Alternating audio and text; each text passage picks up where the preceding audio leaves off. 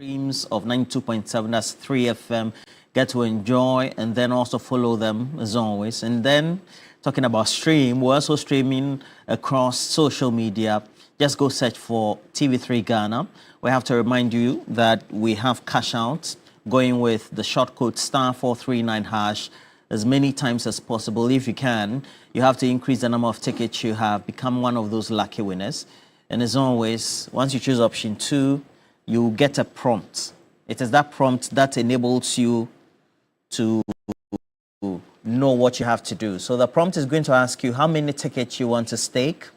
And I always encourage you, as we all do right here on the show, that you have to increase the numbers. So whether it's 10, 20, 30, 35, 40, you become lucky because we have a dashboard where your number is replicated. So your number is multiplied as many times based on the numbers that you choose. So when you choose 20 times, it means that the dashboard electronically is seeing and recognizing your number 20 times. So for somebody who does 1, it means that the odds are against you when it comes to the way it has to be rolled. Then you become those lucky winners as always. Please, as you follow us, we say that we thank you for passing through the show today on our stream. And so for those who have joined us, I see a couple of you as well. So we thank you for that. And as always, please become those loyal viewers who will share our stream, become one of those people who, apart from just being loyal, also following the conversation. And for the things that we want to do, we're placing a lot of emphasis today on the actions that have been taken by the administrator of the Minerals Income Investment Fund, Hannah Bissue. And Dr. Hannah Bissue, at the first instance, went into the bush or a community that had been affected by mining and then was accosted by armed gang, a group of people. Even Chinese also found there. You will remember the police took her to the station and they were a bit defiant. And so this time she wore a replica of what I said was a bulletproof vest, angrily storming there.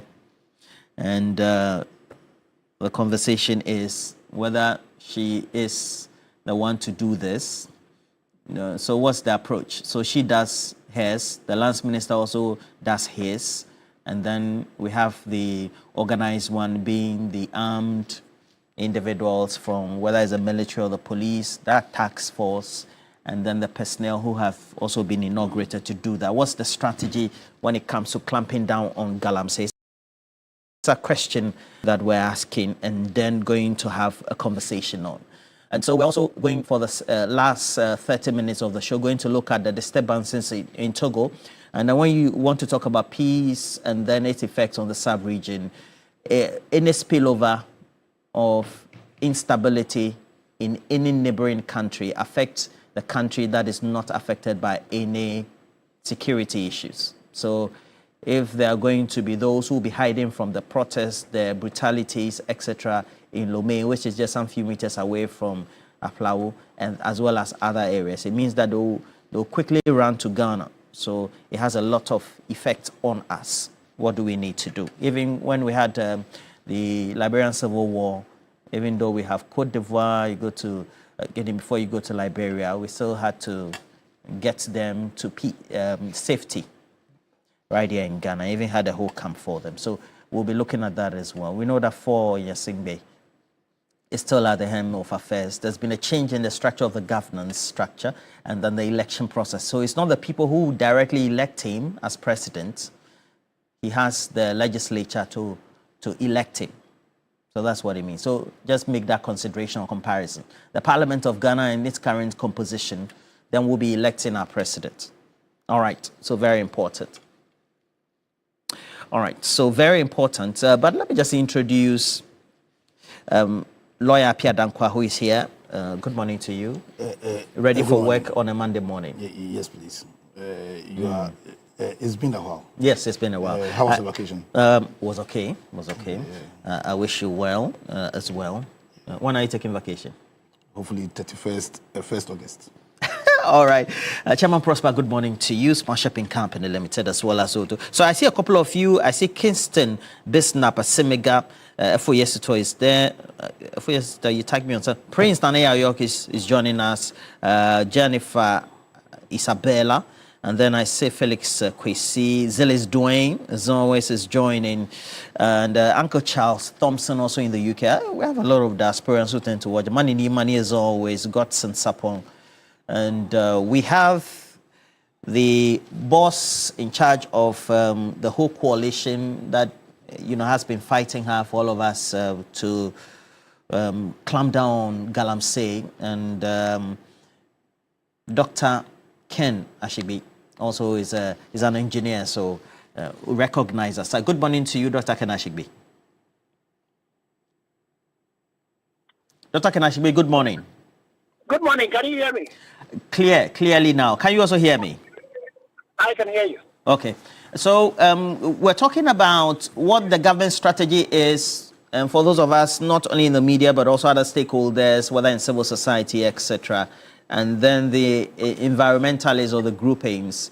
The question then is, Hannah-Bissue, this is the second time we've seen that she's trying to walk the talk, so to speak, clamp down on it. But the question is, do you think as a coalition, you recognize these efforts as part of the holistic strategy to clamp down on Galamsey? And what does it say about the general strategy of government to clamp down on the menace? Thank you very much. Let me say that last we had written to His Excellency the President to meet him to discuss the issues of Galamsey and the agency that is required. And he asked that we meet with the Minister for Lands and Natural Resources. And so that meeting happened last week. Okay. And, so the Minister outlined some of the things that they were doing. And we also raised the issues on some of the outstanding things that is required. It is important to put on record that definitely the change in government has resulted in an improvement in the fight. At least we've seen some dedication from the presidency, the Minister of Land and Natural Resources, is walking the talk beyond just the policies that have been put in place. There are a lot of policies that are coming. And so that is positive, and that's good. But there are some outstanding things that we brought to his attention.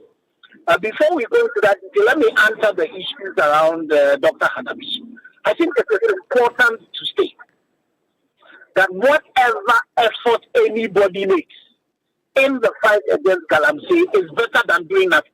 Okay. And so I would disagree completely with anybody who says that what Dr. Hannah-Bissue is doing is not going to help. What I will ask the person who says that what is the person doing? What are you also doing? And the good thing is that now the ministry has formed what they are calling NAMOS, which will be coordinating. So I'm pretty sure that the efforts that is coming from Dr. Hannah-Bissue would also be coordinated at a central location. And if all of us would support the effort of the minister, will support the effort of the IGP, and ensure that we close the loose around the politically exposed people, the kingpins who are involved in Galamsey, we would be able to deal effectively with the challenge. What seems to be happening is that because the Galamseyers have seen a renewed effort by the current minister in the fight, we've seen the urgency with which they are also, pushing up the fight. And it's the reason why we have asked the minister and by extension the president a few things that have to be done. Okay. Look at this. Recently, the Forestry Commission went back to one of the forest areas where one of their own was hacked. They were ambushed by over 20, Galamsey, and they had to retreat. And, you remember what happened to Dr. Hannah-Bissue herself. This is the reason why we believe that it is important for the president to declare a state of emergency in some parts of this country where we still have the issues of Galamsey being rampant, where we have these criminal thugs, who are just, bent on, attacking state actors who are involved in clamping down on Galamsey. So the state of emergency is important. We also believe that this thing that the Ministry for Interior will be deporting foreigners who are involved in Galamsey against Act 995. It's something that is also not right, and it's something that is not helping so far as the fight against the illegality is concerned. Again, we believe that the guidelines that Act 2462 came to replace is a far better document that was able to manage the large-scale miners who are mining very sustainably in the forest reserve than what we have seen with LI 2462. So we believe that LI 2462 should be repealed, as His Excellency has promised earlier on. Then also the issues around the politically exposed persons who are involved in Galamsey, those that have been named by Professor Frimpong Boateng, the petitions that we sent on the NDC MP for our win, the NDC constituency chairperson for Axel, the NDC constituency chairperson for Dundalk. All of these things and other politically exposed persons have to be looked at, and they need to be punished. Remember His Excellency last year when he met the media in Kempisi talking about the need to deal with the kingpins rather than just those people who are in the pit. That is the conversation that is important.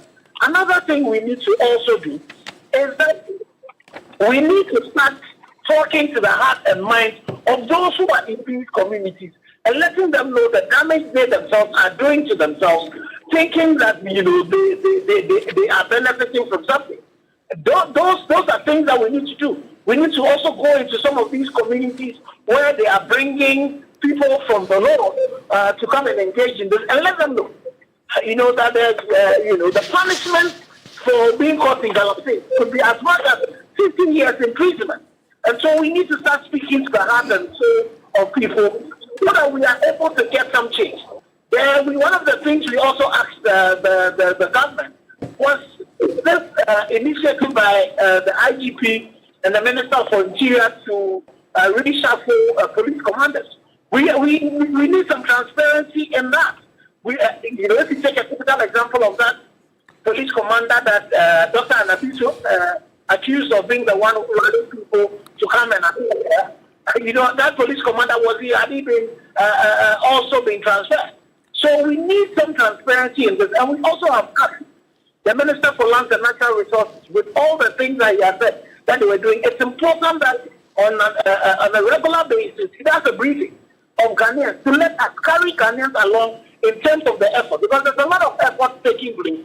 The thing about this is to bring it to the fore, and then also another thing is for government to also support in the fight. A lot more resources should be dedicated to the numbers that have been put together, also to the reclamation effort that the government wants to do. And then another thing we are asking is for normally they would have called it the polluter pays, but this one we are saying the destroyer pays. Those who are make sure that those who are destroying our forests and all of that, they are paying for the damage that they are doing.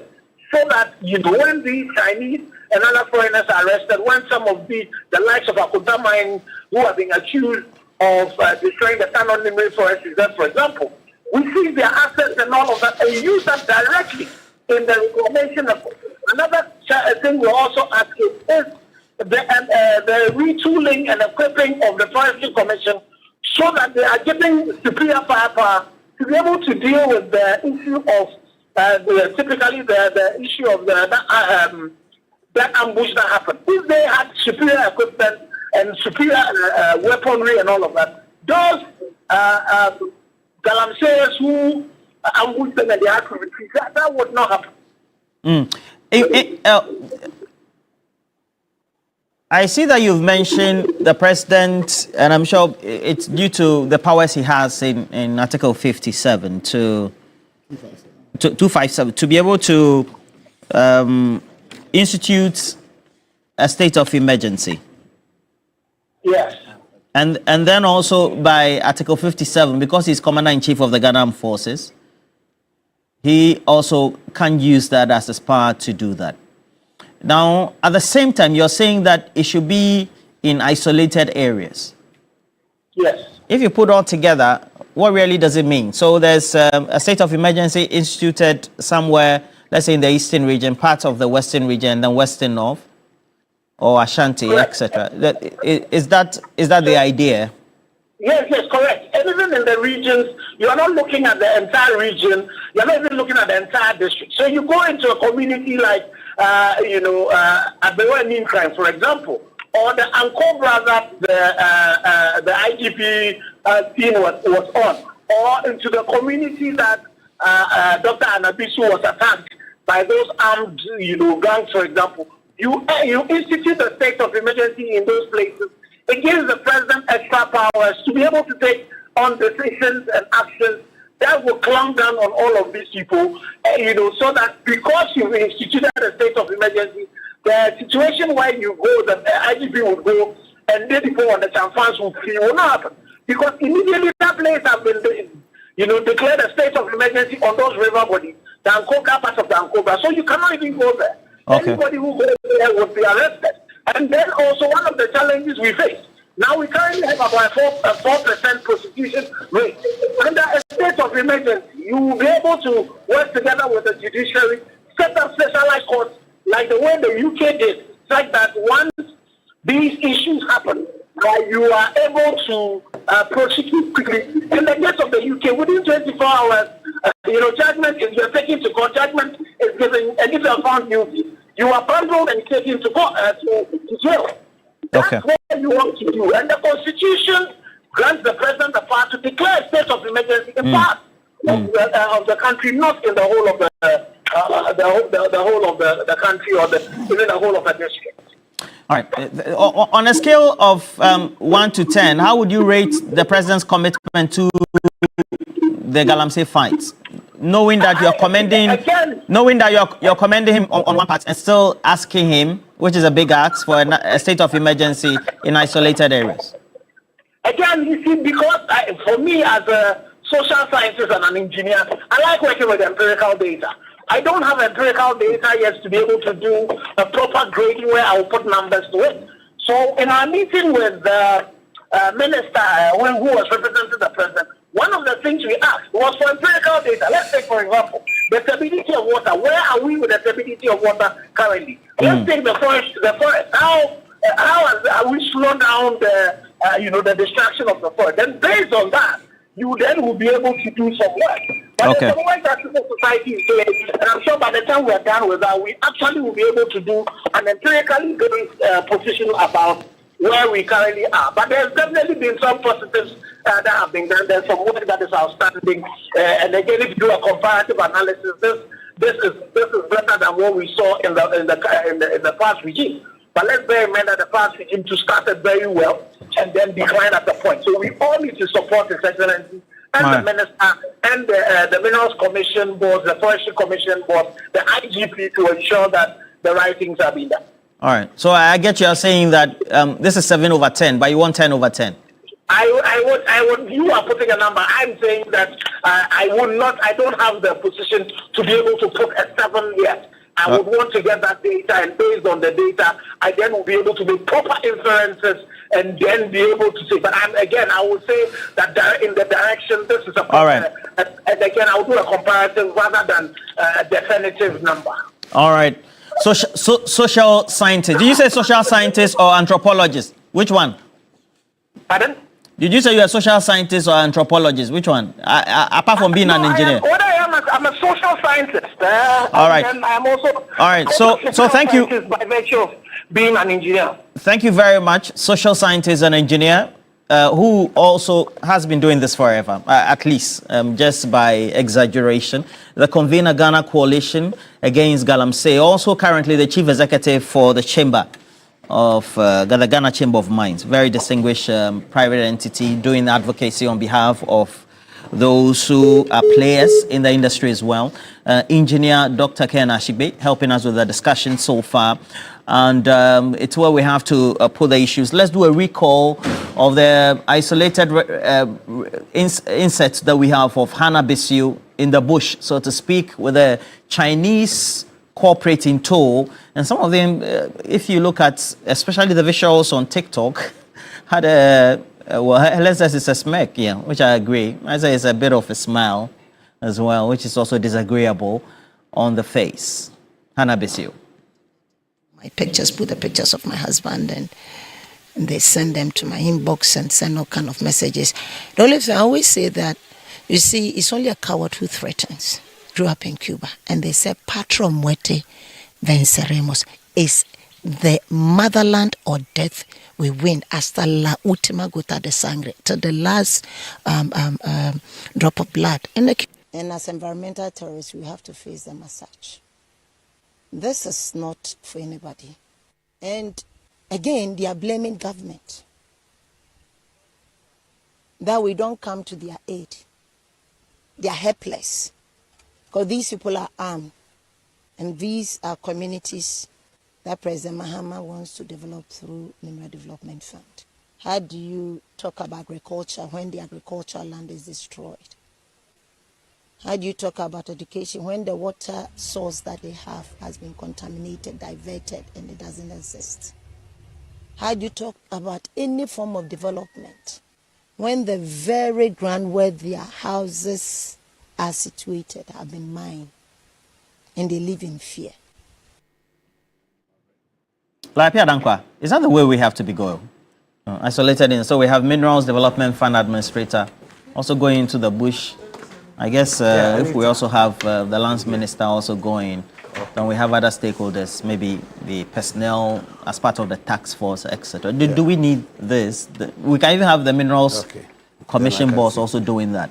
I mean, is that the way? Shouldn't we have a holistic strategy that is well articulated or communicated to the public? Then we know that this is the strategy. Maybe at this point in time, a state of emergency will be declared as being advocated by Engineer Dr. Ken Ashigbe, or this is how we have to go. And so then we're all in the know.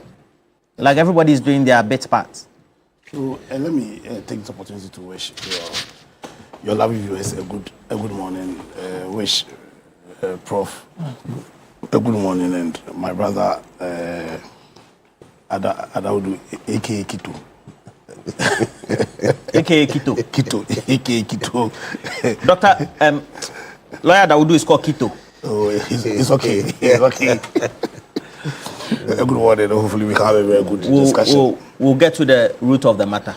So, personally, I don't see the actions of Dr. Hannah Bissue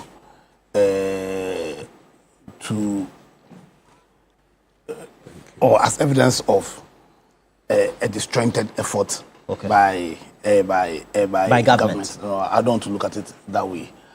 Rather, I want to look at it as Dr. Hannah Bissue being a citizen of Ghana and falling on the powers of citizens of Ghana to arrest people where they see them committing a crime. Because essentially, Galamsey is a crime. And so ordinarily, but for the fact that the people who are involved in this Galamsey have arms and understand, have the power to even kill you, all citizens of Ghana, because they are committing an offense, a crime, have the power under our laws to arrest them. And so that's how you see it. That's how I want to say it. And I agree with Dr. Ashby when he took the view that what would we rather be doing? You understand? As in, if we were involved, I'm sure this would have made some small strides in this issue that I personally consider to be a war against Ghana.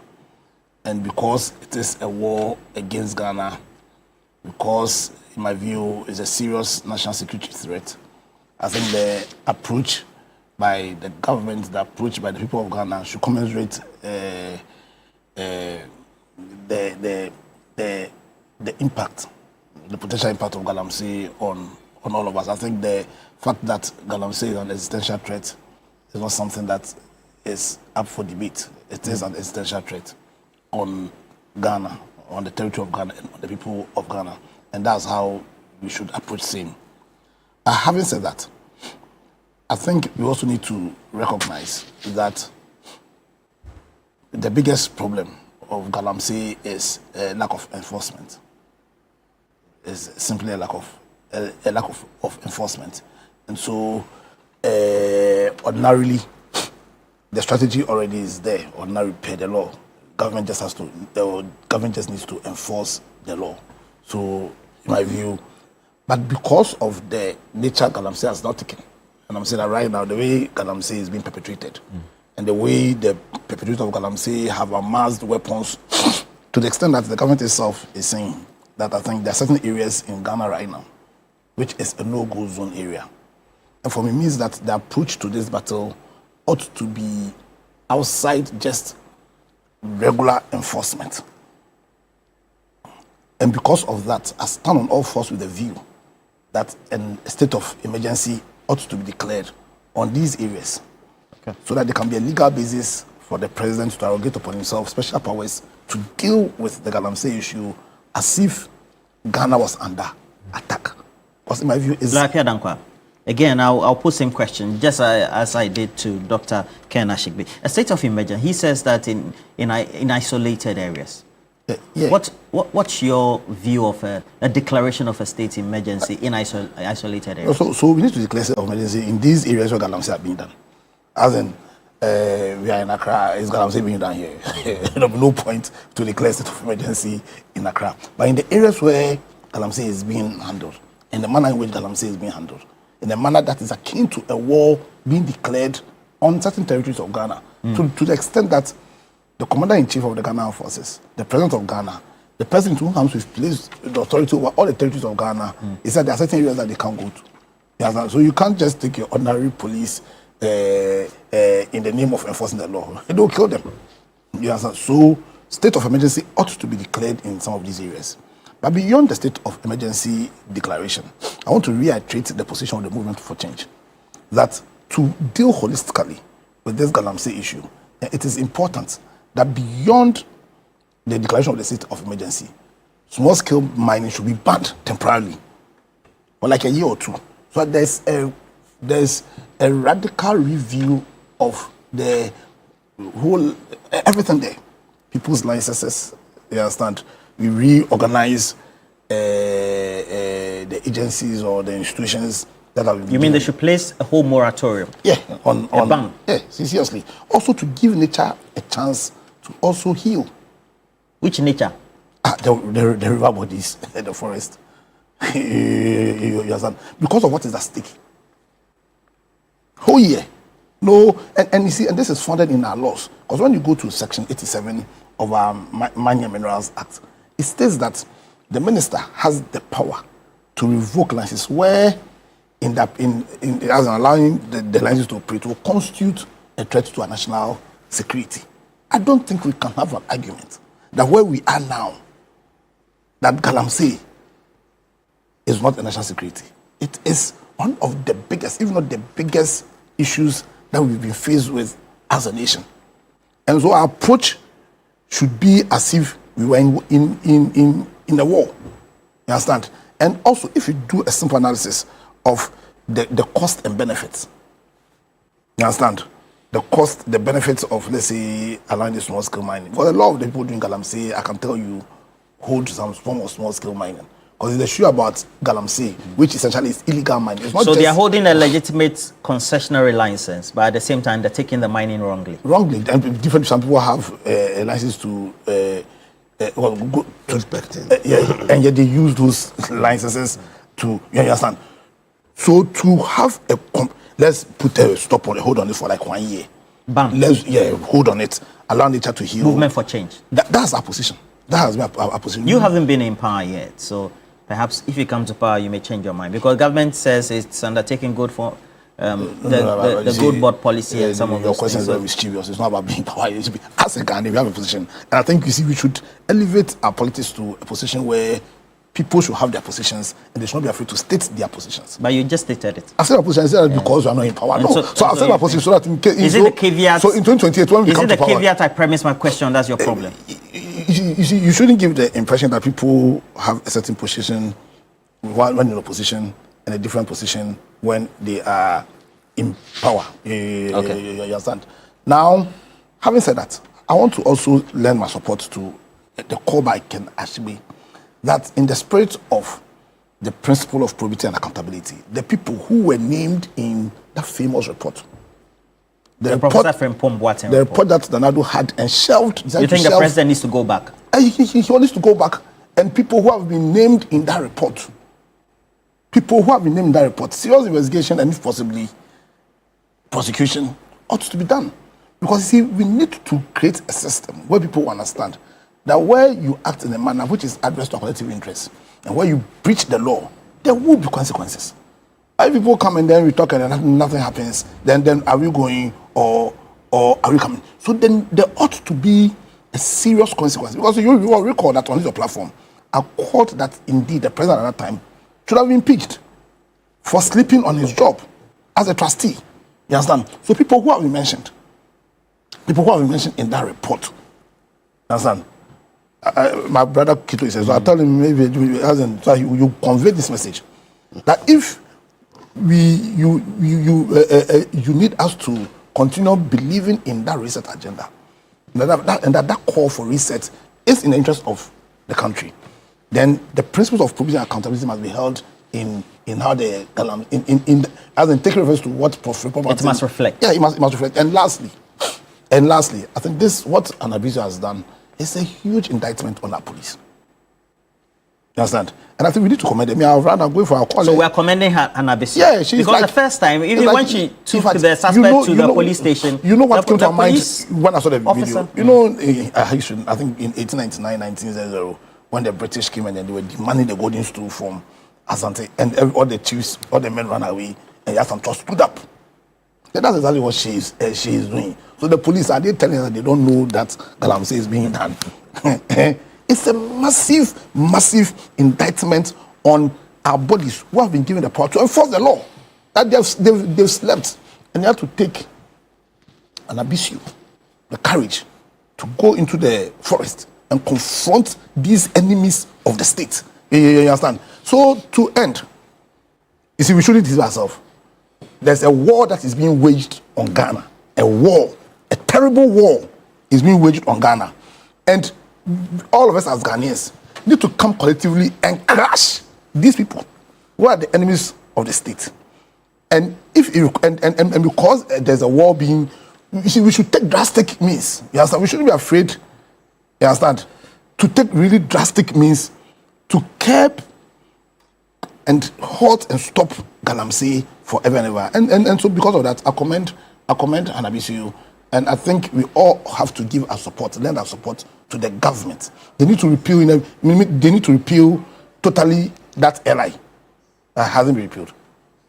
I think has been in the offing, and I'm sure that it will be done. It has to repeal soon, yes, sir. So we all lend our support to His Excellency, the President, who is the Commander-in-Chief of the Ghana Armed Forces, in this battle that is being waged against Ghana. And I believe that when that is done, when we show clear commitment, when people rise up like Hannah-Bissue has done, and we do not allow partisan considerations to divide us in this effort, then Ghana will be victorious in this battle. Thank you. The Movement for Change said complete moratorium, ban. And although commending Hannah-Bissue, we also have Dr. Ken Ashigbe with a coalition saying that, well, we need to have isolated state of emergency declared in the endemic areas, the affected areas. Good morning. Morning. And good morning to my panelists, and good morning to the good people of Ghana. I think that the call that is being made, yes, is in right direction in principle. Okay. Like all of us have agreed that this Galamsey issue is an existential threat to our life, to the water bodies, to nature, and we need to do a lot about it. But the vice versa is also that we get a lot of revenue from the mining. And if mining, which is legal, is being done, how do we, the modalities that we protect, that it does not affect the environment and the water bodies? When we say Galamsey, from the onset, we know it's an illegality. It's an illegality that is, we get involved in. And when you go through some of the licenses that had been given, some licenses were given for prospecting. Whilst they pretend that they are prospecting, they go in and they are mining. Yeah. You know, so the prospecting is for you to have a feasibility studies and see the quantum. Yeah. Whether you can find commercial quantity of gold, and before you get into the mining, the production and the rest. But once they don't have the license, then they get into that. Now, we maybe in Accra here, when we talk about Galamsey and the rest, we don't see the intensity, the degree. When you go to the Amansia areas, the forest, look, sometimes when I get some of the reports, I cringe. Because there are people living in the forest. They've created a whole community. They don't even come to their town.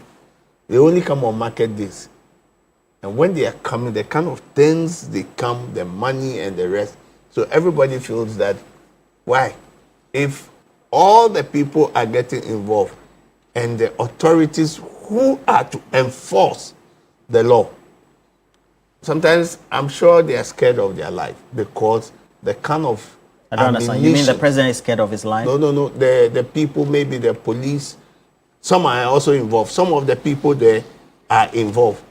You know, we know all this, that they sometimes relay information to them when there's an action going to happen. So what's your point? That the situation is complicated than we think? Very, very complicated than we think. And I'm glad to say that I think the ministers for defense, interior, and the natural resources, they have teamed up, that they are looking at the whole strategy and what will be good for us to be able. And look, I'm telling you that I think this Galamsey issue is a KPI for these ministers. Yeah. So they're not going to sit down and say that we've not been able to do anything about it, and the president will be forced to say, look, I've given a job, you've not been able to deliver. And what I know is they don't sleep. This Galamsey issue. Now, the issue is, should there be some state of emergency at specific locations where we can tackle this issue of Galamsey? I think that is where we are getting to. And the call has been made several on government. It's not like government is putting deaf ears to this call, but government is also studying and look at it. That this is a listening government, that if this is the way to go, why not? We'll have to go. And I can tell you that the LI, when government came in initially looking at all the scenarios, government felt that amendment would have been the best thing. Yeah. But, you know, society says, and the public opinion suggests otherwise, that we want a total repeal of the law. And I think that is what government is going The state of emergency thing. Yes. I You think didn't that respond. the state of swerved the emergency. No, I didn't swerve. I'm saying that if it is pocket places, maybe when you go into the forest in the western region, you go to Amansia areas where Galamsey is endemic, right? People are not even going to school. The environment is being destroyed. We need to approach it. And I'm saying that government has been listening. There have been incessant calls for government to make sure that there's a state of emergency.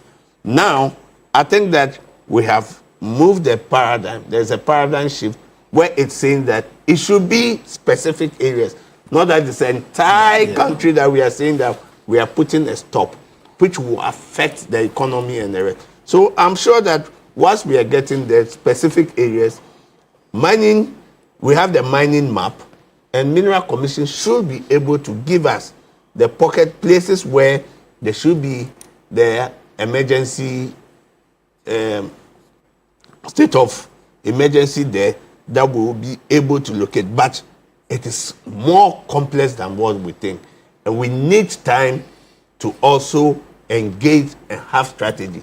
I think that the small-scale miners are ready. They've been providing information as to how we can tackle. I would only call that let's have more engagement. It is not only, excuse my language, forgive me, it's not only that whilst you are elected or you are appointed to sit at a place, you are the repertoire of knowledge. People who don't even have position, let's say the small-scale miners, they have been there in the industry. They understand it and they can tell you how we can deal with the situation. And I think that would be the best way we can go. Dr. Tutu Boahen, it looks like Dr. Hannah Bissue getting a lot of accolades, because I just asked the question on what guys think, that is, our viewers think about the move by Hannah Bissue. And they say that, well, this is a good one. Particularly, Manuel Dixon says you cannot support the fight against Galamsey and be against what Dr. Hannah Bissue is doing.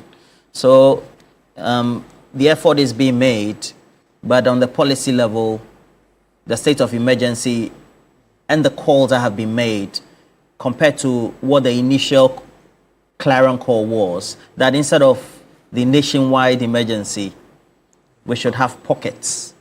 How do you marry the two? Where do we sync those and say that this is the direction that the government needs to undertake, or the direction currently being pursued is the best? All right. So, Roland, good morning to my colleagues on the platform. Good morning to our viewers as well and social media followers. Good morning to Ghana and everyone. You see, for me, Galamsey, as we all have alluded to, is the fact that, you know, we are under siege, a kind of threat that, you know, if you are not careful, at a point in time, you leave a legacy where every Ghanaian will be suffering from one, you know, disease or the other. All right. People will be battling with different forms of non-communicable diseases, and that would be very, you know, a very big problem for this country. I have traveled a bit, you know, when it comes to Galamsey. You mean I've seen right there in Ghana? Yes, right here in Ghana. I've seen, you know, the devastations of Galamsey on our farmlands, you know, our resources, other resources, including cocoa and the rest. And I think that Dr. Hannah Bissue will be troubled because of her background and what she does. And I watched a video where some of the young guys that she arrested, you know, with the help of the police, you know, she was trying to interview them. And you could feel that sense of motherhood in there. As to whether she did the right thing or the wrong thing, I mean, for me, I think that, like, and the name again, please. Lawyer Daudu. Lawyer Daudu said, you know, we must all get involved, right? Trying to probably, as it were, whatever information that we have, we give it out, you know, to the relevant, you know, authorities to do a follow-up. And beyond that, I think that as a Minister of State, whose office, you know, may be concerned with these things, I think it would have been a misnomer if she had sat down and without probably going to the grounds to assert for herself, you know, the dangers that Galamsey, you know, is posing to this country. And I think that probably from her experience, she may want to also advise the president and probably other members, you know, within the NDC government as to what she has seen. Roland, for me, I wouldn't say that Galamsey is a lost fight. except that I would want to, agree with Lawyer Dankwa on the fact that, it has always been my long-held position that, you see, Galamsey is a war, and we must treat it as a war. And that is the reason why this state of emergency should be declared on, certain constituencies, certain districts, townships, certain forest zones, river bodies, to ensure that the president has that kind of freedom, and probably add up to the authority that he has to fight Galamsey all out. And I think that it will even be easy, because if you know that a state of emergency has been declared on River Pra, and you have the technology, you have the men deployed in there, then no one there comes in there. Because if you come, we eliminate you. As simple as that. I don't understand. You are eliminated. You are eliminating who? As if we have already said that Galamsey is a war. You make it unattractive. That's what he's No, my point is elimination. And I'm saying that it becomes unattractive. Maybe that would be a fallout. You understand? Because you see, Elimination is what? You haven't explained that. Kill. Because That's inhumane. no, I don't want to go into that. The Right, use of such right against whose right? the use of such words. I believe in human rights, but where your right starts, you think that another person's right has ended, so you just use your right to trample on the person and just have your way and go, isn't it? I've already stated that if you are not careful, we live a country where every individual in this country will be battling with one form of disease or the other. And who is causing it? Is that not these same Galamsey people who will be causing such diseases to us? Now, in the Frimpong Boateng's report, and other researchers from KNUST who did some studies on Galamsey areas, what did we see? What did we hear? And so, if people are perpetrating such crimes, not just on our river bodies and lands, but they are perpetrating crimes against humanity, we think that those people have the right to do that, and that we don't have the right to live. Last week, Wednesday, I crossed River Pra. What I saw, it doesn't seem as if that something has changed. It is still brownish water flowing. Last 2 weeks, I drove past Enyinam. That river there was a name. Brim. Yeah. Brim is gone. It's dead. It's dead. Is it not about Galamsey? Check when we are driving through Enyinam, you see. And you see, the list said about Amansia West. The better. Specifically, Esasi Bontefufu. Esasi Bontefufu. Yes. You went there too? I went there. But you haven't talked about your area today. My area, I've told you that nobody can come and do that. Your area is which one? Asante Achimekutiase. Kutuase. You can't do You're that. not digging around No. schools We and will not things allow like you. that. The chief will not So allow beyond you. the community, it is endemic. No, we've the whole of Amantraman, there's nothing like that there. Okay. All right. Now, you see, when I went to Esasi Bontefufu, at a point in time, I was even afraid to drive. Because what I saw, the blasting, no. The senior secondary school there, where I went to do my exercise, Roland, as they blast from the mountains, the buildings, the SHS buildings shakes, just like that. And you see cracks all over. All right? And, why? So, you see, let me go to the position of FITAG, because we recently went for a meeting, And we are collaborating with the coalition against Galamsey.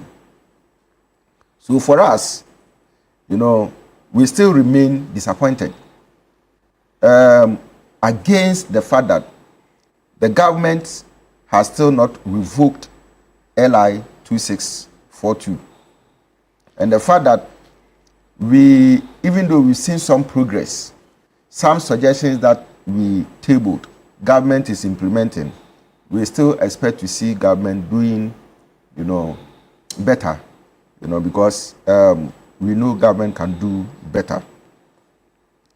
The issue of the state of emergency, UTAG still holds that position. And the fact still remains that if government is able to come up with this state of emergency, specifically within certain zones and certain areas, the fight against Galamsey will be a bit easier for government. And that is our position in our last meeting. We also believe that, it is not just about, fighting and arresting, individuals that you see, at those points. All right. Now, who says that these young men who were arrested probably are the actual owners of the land? Who says that they have the license, to do that? Who says that these people are the real investors? You see, behind every mask is a face, isn't it? Yeah. Yes. So if government means to deal with Galamsey, I think that he should rather go for those hidden faces rather than, the shown faces. And I think that when some of these things are done, obviously, it would also expose certain people, the kind of criminal activities, that they are, engaged in against the people of Ghana. And it's about naming and shaming. Beyond naming and shaming, it is about trying them and bringing them to book. And so we want to see some of these things. We also know, for a fact, there have been reports about politicians, directly engaged in Galamsey. And some of them have the courage to even stand before cameras, to say what they have to say. And all these people, we don't investigate them. We just left them to be on their own. And as it were, they are doing what they want to do. And I think that is not helping the cause altogether. Roland. Sir. Before I end, permit me 1 minute. Your time is up. Yes, permit me 1 minute to put this thing up. 60 seconds. You see, state of emergency. There are 3 keywords that comes with, or phrases that come with state of emergency. You put a state of emergency when you perceive that a nation is in danger. It's danger. All right. Is Galamsey a danger? Is it not of national security? Again, the second one is that as to whether the state of emergency will give you control of what you want to do, the fight that you want to fight. All right. Now, when government is able to launch the state of emergency, like I said, it will give government that kind of control to be able to fight. And the last one is that, you see, we are not saying that government should ban, Galamsey in and out. Just that suspend, certain aspects of mining. All right. And the state of emergency will allow you to do that. Okay. And so you are not calling for a complete one? No. I'm not calling for a complete one, but I think that the state of emergency should be enforced. All right. Lohapia Dankwa, what options are there for the Chief Justice? Having now undertaken the press conference, etc., because clearly you can see that she wants some remedies, so to speak. She wants to be heard. What options then are left for the Chief Justice? I think the only option that, that's always been the only option is to help in enforcing the Constitution. You mean following the press conference? Yeah, the only duty on the Chief Justice, like on all of us, whether before or after the press conference, is to help in enforcing the Constitution. It was never an option to act in a manner that undermine the Constitution. That showed that you do not respect the Constitution. The Chief Justice himself said that you can make all the noise that you want. The law is the law. I didn't say that. Is it true? And I stand on all fours with that statement. Yes, that we can't make all the noise we want, but the law will always be the law. You understand? You see, so let's segregate the issues. Now, Article 146 still remains the law. You understand? In terms of how the principles of probity and accountability with respect to how the judiciary and certain constitutional bodies will be handled, where any act that borders on accountability is being handled. You understand? And we should be clear, where any judge is being taken through the terms of Article 146, it does not amount to an attack on the independence of the judiciary, nor an attack on their person. Because we should understand that when Article 146 is invoked, clearly what is being invoked is the principle of accountability. Now, you can have issues with Article 146 as it stands, but Article 146 has been on our books since 1992.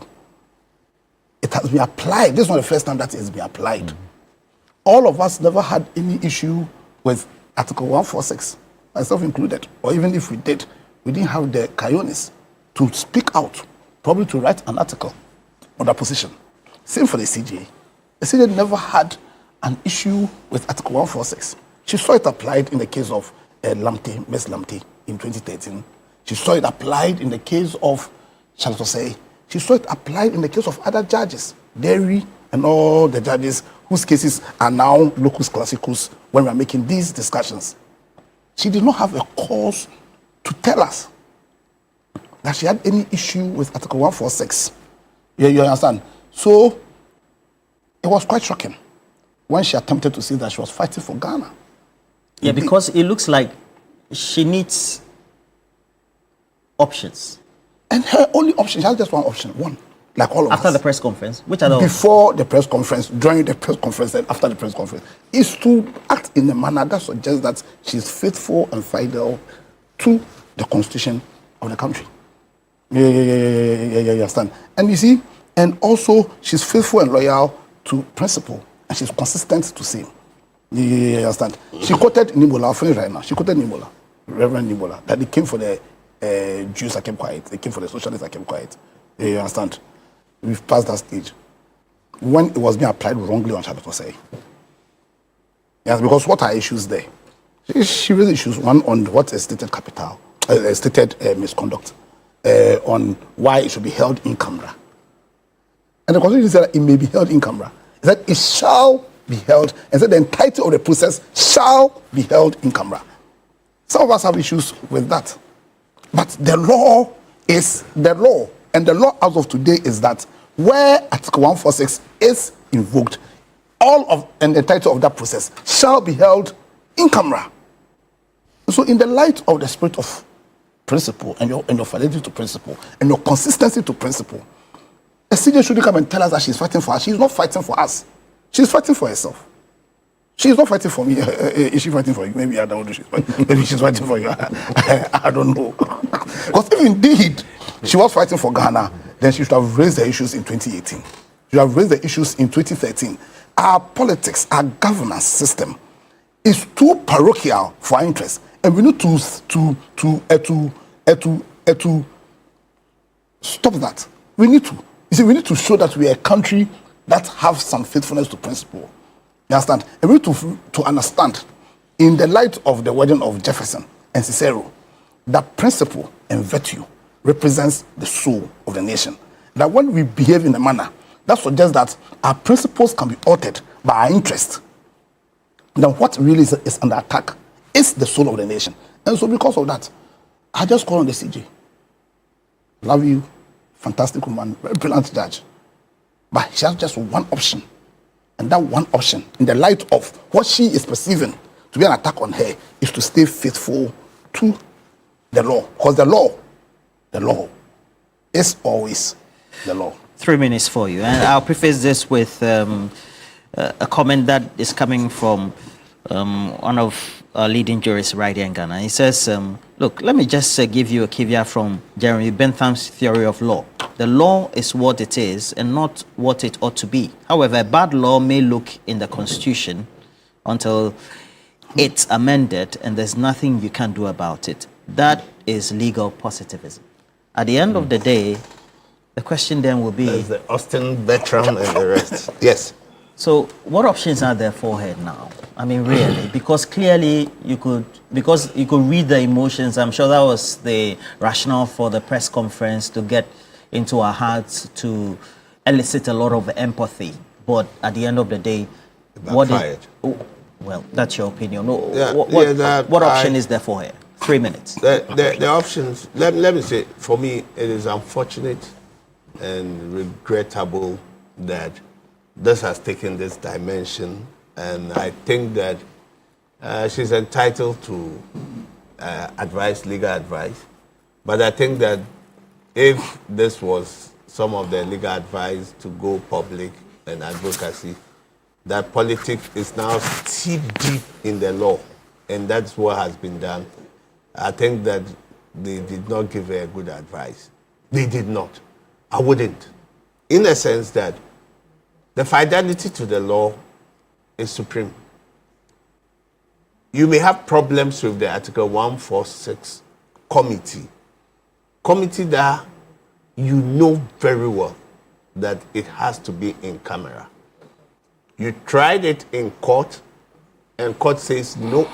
This is the Constitution has said. That's the Supreme Court.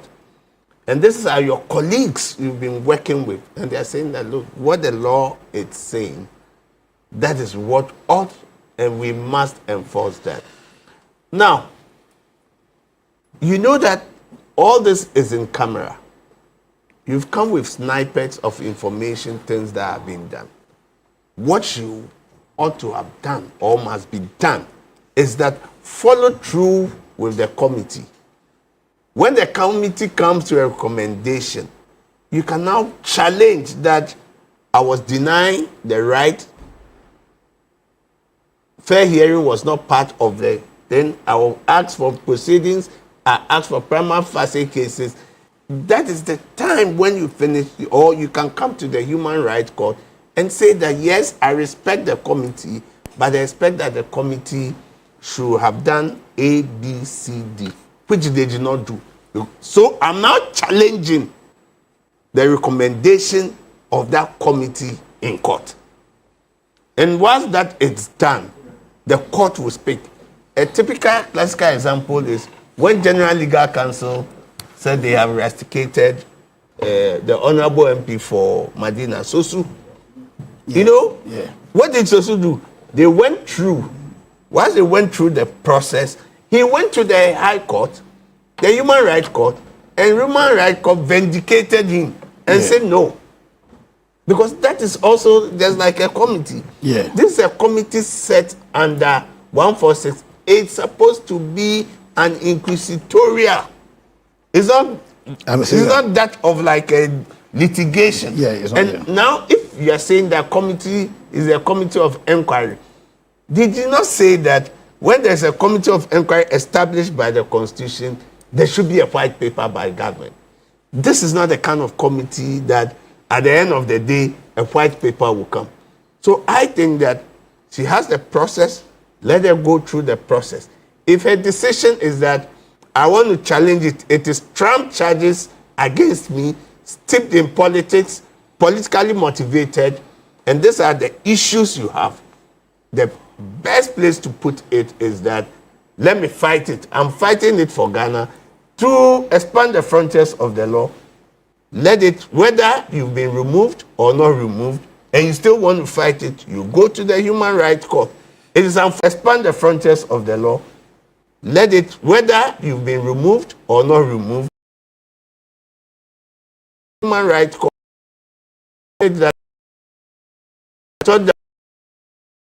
she was actually coming to say that, look, enough is enough. I have worked for this country. I've done, my competence is not in question. I've done all. I think that enough is enough, and let sleeping dogs lie. I will go on my retirement because you are entitled. She has done more than the years that you will retire, and it's voluntary retirement. But I think she is of the view that, no, let me fight this. I won't retire. It is not every time that sometimes you have to fight. Although you have a right. Yeah. You know, but at the end of the day, posterity will judge and say that, yes, you really fought or you were silent. Sometimes silence is golden. And I'll end and say that, you see, no matter what, if a lie is a lie, it can never become the truth. If something is wrong, it can never become the right. Just because majority have accepted it to be so. Okay. Right? The So time is up. this is where the Lord has given her. So the And you options see, available for her. and I think that she's forgetting, or they are not advising that. You see, when you say you should be given the right to be heard, it is not steeped in law and hard facts and say this is the mode. If you have been given the opportunity, this committee that has been put there, if you decide not to go and comply or cooperate with them, you've been given opportunity to be heard.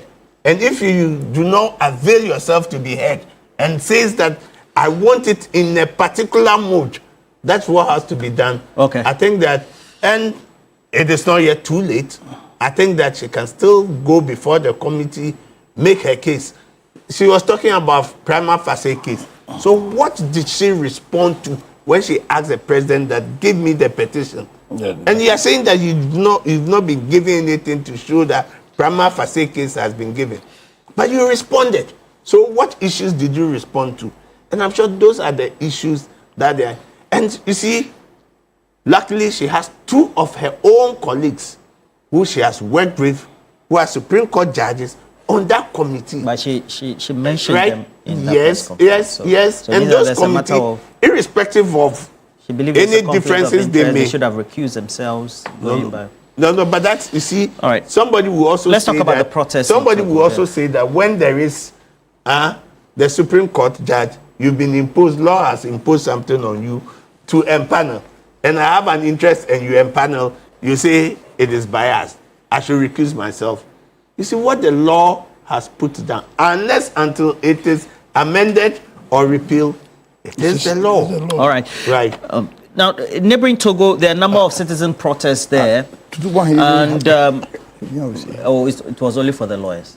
They are not fair. This is You see, discrimination. Even This is here, you see discrimination. fair hearing. This is You see discrimination. fair hearing. This is not a committee set by the president. Let's talk about the protests in Togo and the concern that has been raised by many people, especially those who look at international relations and look at governance and then peace and security in the sub-region, is the spillover effect and the kind of insecurity could result in or could be recorded in the sub-region. Dr. Victor Doc is a security expert. Is joining us with the Kofi Annan International Peacekeeping Training Center. And I'm sure, Dr. Doc, you've been monitoring the situation. And what does it tell you about the situation or the insecurity in Togo? Please unmute for me. Panelist. Please go ahead. Can you hear me? Yes, please go ahead. Okay. So yes, I've been monitoring the events in Togo, and actually myself and some colleagues are trying to put together a piece with regards to the implications or the effects of the political impasse, which is still a work in progress. But with regards to the situation in Togo, I mean, this is not the first time we've had such situations. You can remember in the 2000s when, youth and people, civil society organizations and some stakeholders who felt that the system does not, warrant that one party should be in power, or by that, a leader who has passed on the reins of the party or his son should be in power for this long. So all stakeholders took to the streets, protested.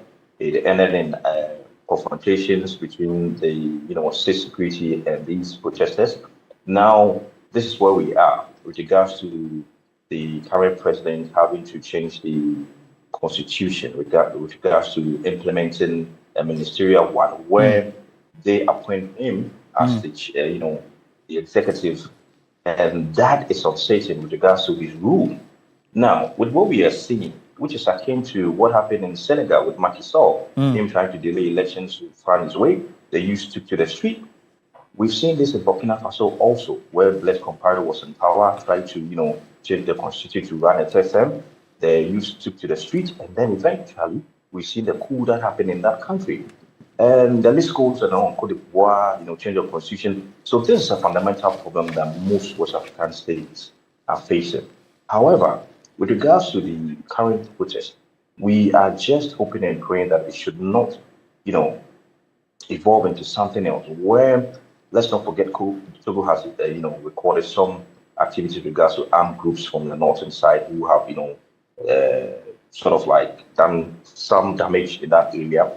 These should not give, room for these armed groups to now have, the leeway to operate fully, because then we are talking about Ghana's borders, also the implications and all of that. So I think the regional bodies, AU, regional bodies, ECOWAS, should come up.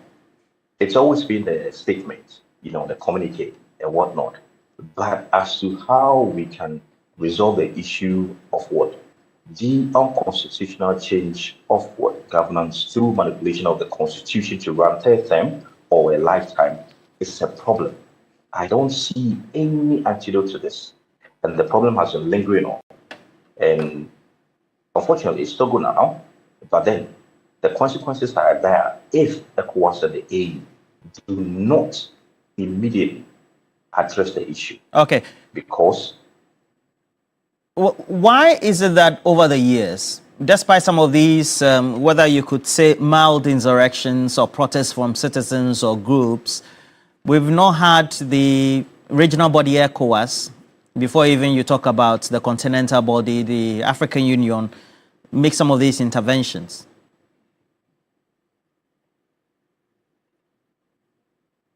Hello? Can I give you a question?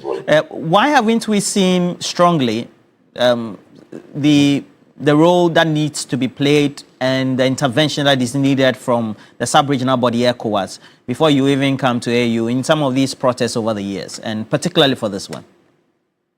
Right. The reason is one. We've had very good protocols on good governance and democracy, very good ones. We have frameworks, security, and its related frameworks in the region. Now, the problem is the implementation, where some of these protocols state clearly non-interference. What does that mean? Then it means what? You are limited in interfering with regards to internal politics, governance systems in a particular country. But then the question now comes, then where lies your role as an oversight body to ensure that the very principles that you have enshrined in the protocol is adhered to? So there are double standards there, So we have not been able to implement the latter. The sanctions, have not been biting enough for these leaders to learn a lesson. So how about prosecution, arresting and prosecuting? I think we should also look at that aspect. But so far as I know, sanctions coming, they are mainly economic sanctions, which do not. We can hear you. Please go ahead. The economic sanctions are not really biting, and these leaders still find their way to manipulate the system. ECOWAS has to be a little bit preemptive, because the early warning signs were given earlier enough. But what has happened? We've not seen any major activity with regards to the leadership of ECOWAS. Trying to address or call the leadership into order. The way it is, if not for social media, perhaps we wouldn't have seen these protests, because over the years, whether it is his father, Nyasigbe Yadema, also has seen a number of these protests from citizens, but now we're seeing them. The world media was a bit quiet until perhaps it started getting to the global community, so to speak. you look at the current arrangement for putting in place him indefinitely, it also means that we may be seeing consistently some of these protests over the years. Is that not it? Or the years to come? Very true. Yes. Months to come, these protests will be coming up. Okay. If the issues such as these are not addressed, because then you're talking about a teeming youth. The youth vote is very real now. Let's not forget the youth have taken notice of what has happened over the years in other countries, and they are taking the bull by the horn now. They are not waiting for such, whatever we call it, preventive diplomacy to be initiated or implemented to the latter before, things begin to change. But regards to Togo itself, I think we need to act fast. Yes, you talked about the internet. I learned there was blackout with regards to the internet and all of that. All these things need to be checked. Okay. Now let's look at how we also, as Ghanaians, can also preempt their activities and then respond quickly. We need to implement our emergency system as of now. The borders, man them. The illegal routes should also man them. The NADMO, UNHCR, security services should be on red alert in case things get overhand. Now, influx of asylum seekers to be trooping in. Where do you even demarcate in the Volta region to host them and all of that? We need to look at all these things. All right. Big hurdle there. That is if there's a spillover. Thank you very much, Dr. Victor York, the Kofi Annan International Peacekeeping Training Center, helping us with that. And Lawyer Pierre Dankwa, it looks like we have a hurdle on our hands. But let me go to you, Dr. Tutu Boahin. As a social scientist, you should be worried about this, right? We see these around in countries. There's Paul Biya there, who is also in the big trouble about secession. And then we have others also replicated on the continent. And it looks like sometimes the heads of state just play ostrich. Is that not it? And yes, but this one, Togo is right here. Our traders or importers go there every day. They go there sometimes on foot, sometimes just crossing over the border. So that's what makes it a scary situation, is that not it? Yeah, so from economic point of view, yes. I have lived in Aflao, attended school there, so I know the relationship between Lomé and Aflao, and I know the economic significance, between these two communities and these countries. So obviously, you see that a lot more people in Aflao and its surrounding communities depend heavily on trade exchanges, between Ghana and Togo. And if you even check the statistics now, you realize that trade between Ghana and Togo in terms of import and exports is gaining significance.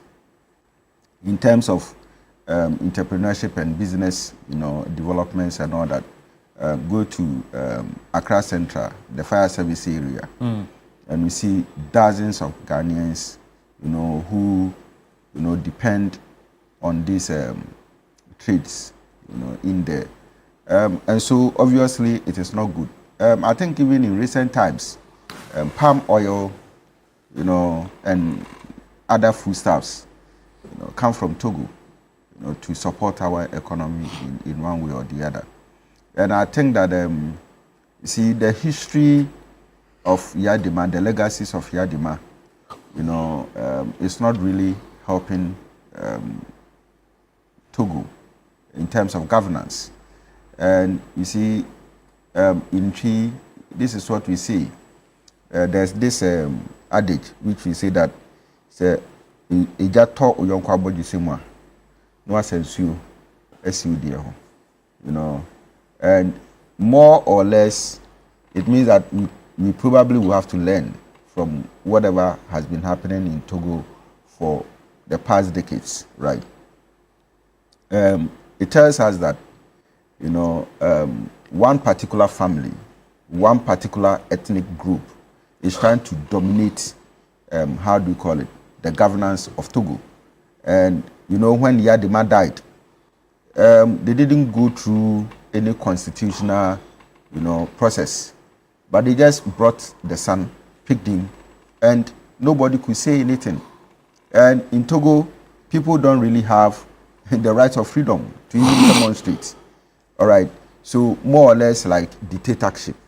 And I am trying to see what is going to come out of this particular issue. I feel that, you see, we live in a community that is ECOWAS.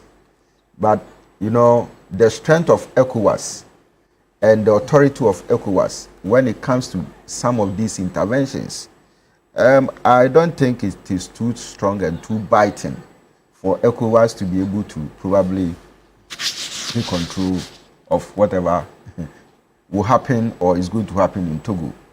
And that is a more reason why, you know, ECOWAS would have to be strengthened going forward. And I think that when ECOWAS is strengthened, just as EU and the rest have been strengthened, and they are able to take, you know, over certain situations within their community, I mean, I think it will help, right? And so for the leaders of ECOWAS, they should actually come together, you know, and come up with some kind of framework that will make ECOWAS stronger, more powerful, you know, to be able to deal with some of these domestic situations. Not to say that probably you are, you know, going against the sovereignty of a particular, you know, country, but at least it gives you that kind of authority to be able to stabilize, you know, the sub-region, make it more viable for trade, and then also ensure that, you know, the security, you know, of people within the sub-region is guaranteed. Okay, my time is up. Yeah, can I? My time is up. Oh, you On if you use 2 minutes. Yeah, I think I need to have to two abide on minutes. this Togo, 2 minutes. especially coming from Volta region. You see, My director said time is up, but you 2 minutes. African leaders seem to want the power without understanding the philosophical basis of the power they have. Simply, what Eyadema has done is to perpetrate coup d'etat against the people of Togo. What he's done is to breach the terms of the social contracts he signed with the people of Togo.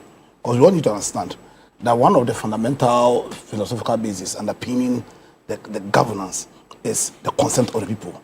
So you can't govern without the consent of the people. And also, from what the words of St. Augustine, that says that an unfair law is no law at all. That where law is unfair, then you have the moral right to indeed challenge and prevent that law from being passed. Eyadema has altered the constitution against the terms of the social contract without the people of Togo. He's done same. What he's doing is a coup d'etat. And I'll commend the people of Togo for rising up. And indeed, they must rise up. There's not an issue of ECOWAS or EU. The point is that the basis for which Eyadema is the leader of Togo has been breached by Eyadema himself. And the people of Togo have done right. And they must not be afraid. They must go ahead and prevent this constitutional rape from happening. Thank you. We'll take you to Togo. We're going to stand in the midst of the protesters. I mean, Ghana, I'm saying this. I think this is the I mean, the spillover effect is just here. Yeah, this is the third time that we are seeing this, and if there will be spillover. I remember in the early 1990s, then there were some skirmishes, and I think that they were thinking Ghana was involved, and we had a lot of people coming in. People were put at Agbosme, Kliko, specifically Kliko Secondary Technical School. They were come there? Yes, they were come there. And, you know, we had a lot of issues in there. That was the early 1990s. Yeah. Then 2005 also, we had issues when he had to be foisted on the people when the demise of the father. And this is the time, the reason why they are having this riot is that they have skirt around the term limit that has been put in the constitution. So while skirting around it, now he's been made as the chair of Council of Ministers, where there had not been any consultation. You see, like my colleague has said, this is a coup d'etat. And you see, African leaders should always learn that we have seen Mugabe. What was his end? We have seen All the before him, Mobutu dictators. Sese Seko. With Mobutu Sese Seko, we've seen all the leaders. Idi Amin. What was the end? Kampara. Their end. Listen, it is either you fight now or you live to fight again. And I think that what they are trying to do, yes, has the benefit of education. He was exposed. He went to school in France. And whilst he's come, I think that he's put in a better position. His father is from the north. He's a Kable. The mother is an Ewe. So that should be able to bring unite, yes. all the ethnic groups and the people together. But to go this way ballistic and thinking that, yes, how many people can you kill? No, if they decide we are the youth, we are ready to die, Right. how many can you kill? Yeah. Are you getting it? And that is where the people are getting to. We don't mind. Kill us for posterity. When we die and our posterity, our children, others become free, they enjoy that freedom. One day, they may become martyrs of the constitutional rule.